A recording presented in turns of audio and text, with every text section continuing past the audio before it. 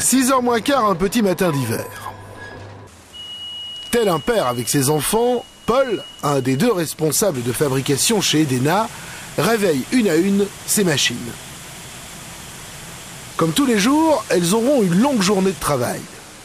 Et comme pour les humains, le nettoyage du matin permet de dissiper les ombres de la nuit. La veille, on procède à une désinfection complète de notre circuit d'eau, ainsi que des bols de soutirage des machines.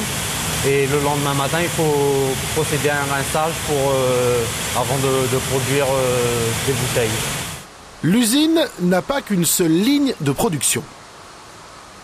Vous avez combien de machines comme ça pour lesquelles il faut faire un rinçage?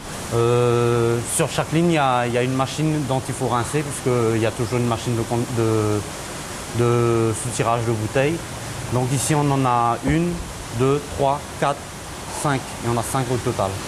Pendant ce long processus, Paul doit déterminer la sélection de la source qui viendra remplir les bouteilles. Nous sommes dans la salle des cuves. C'est ici qu'on vient stocker notre eau.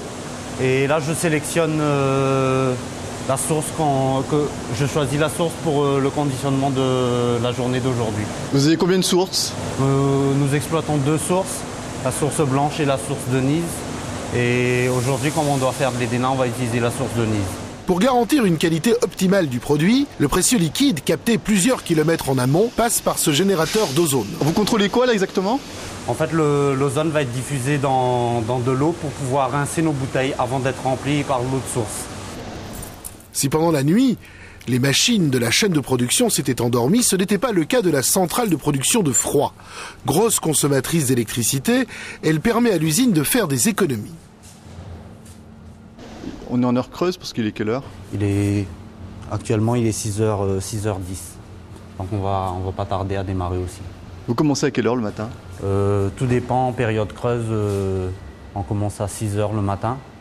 Et généralement, on peut terminer à 20h. Et en pleine saison, on peut faire des rotations de 3 équipes, ce qui nous emmène à produire en continu. Une fois les machines rincées, la production peut enfin commencer. On va produire les premières bouteilles. Donc d'ici 2 minutes, c'est parti. Voilà.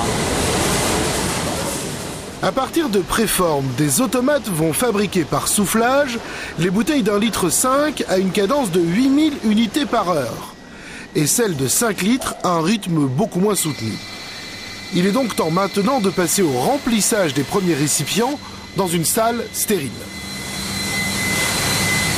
Je prélève les premières bouteilles qui sont sorties et ensuite je vais aller au laboratoire pour faire des mesures sur la conductivité et le pH de l'eau. Tout au long de la journée, des échantillons d'eau sont prélevés et analysés en laboratoire. En fait, ici, on est dans le laboratoire consacré uniquement pour la ligne d'eau. Et là, je procède à quelques tests physico-chimiques. Une fois que la production a atteint son rythme de croisière, Paul laisse la responsabilité des machines au conducteur pour se consacrer à d'autres tâches. L'une d'entre elles consiste à prévoir la maintenance des automates. Après avoir collecté les bons de travail sur chaque poste, il les saisit sur l'ordinateur. La génération de ces bons de travaux va entraîner une exécution de tâches, soit par moi-même, soit par d'autres techniciens ou d'autres collègues, ou bien même par des entreprises externes. Donc, en fait, vous n'arrêtez jamais? Si. Le midi pour manger, parce que c'est sacré. 8h30, nous ne sommes encore qu'au début de la matinée.